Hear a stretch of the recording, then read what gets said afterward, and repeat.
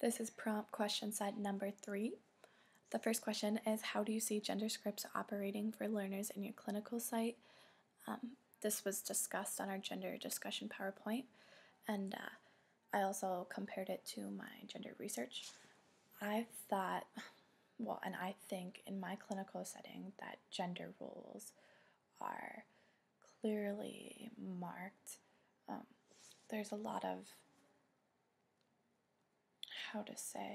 hesitance from boys in the classroom in the English setting.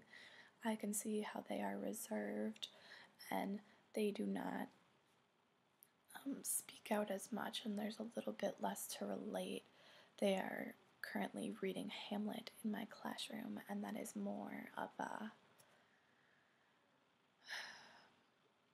Shakespeare tends to be more of a female-read author and understood better by females, which is interesting as Shakespeare is a male author, but Hamlet does do a good job of relating to the male reader, which you do see the interest gets sparked up in sword fights and death, but they have the talk of depression and craziness, and there are a lot of uncomfortable situations that I think the males in the classroom are a little hesitant to touch on. You can see that there are a few that stick out between others. For namesake-wise, I will use other names. Jonathan tends to be a theater major, so he is used to acting out and understanding Shakespeare, and he's odd roles, so when they read aloud in class, he seems to have a better understanding than most of the other males in the classroom, and you can't tell much from how they act in class because there isn't always responses or response time for students to the teacher. There is some, but not always consistently from every student, so you really have to analyze their homework and understand how that student is reacting to that material. I think females tend to fit their gender script as they enjoy the reading more, much more intensely, and they seem to understand and get into it. They tend to relate more to the situation that's going on, even though it happens hundreds and hundreds of years ago in this play, but they seem to just get a better grasp of what's going on, and their intuition lets them feel what is going to happen and all of the subplot and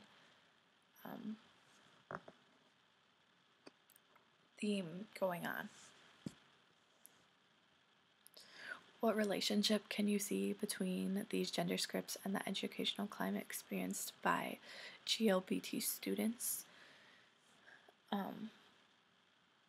I think, as I said before, Jonathan, I'm not 100% sure on how he is, and as a teacher I'm trying not to make any assumptions, but I can see how this could be sort of more out there for him, because as a theater major studying theater, and that's where his interest is for next year, as we've talked about.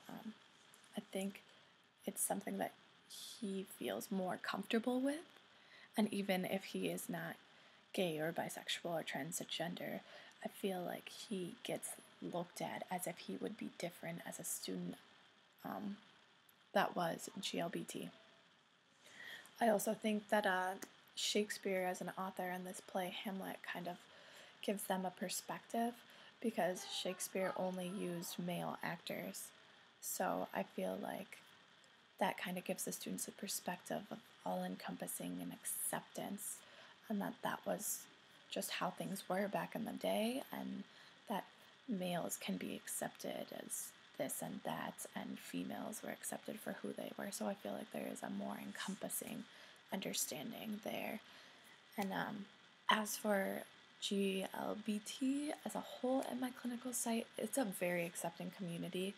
I understand there's always some harassment, but I know that there was a lot of things that I witnessed that were nipped in the bud, whether it be sexual preferences being yelled at or bullying in the classroom. It was very taken care of, and uh, teachers accept students for who they are and are constantly, the ones I worked with, at least Miss Streggy was very involved in her students' lives, especially her AP students, as they work so closely and they're so intrigued in the same information, that there was a very comfortable level of acceptance and understanding on both sides. Thank you, and that is all for prompt questions at number 3.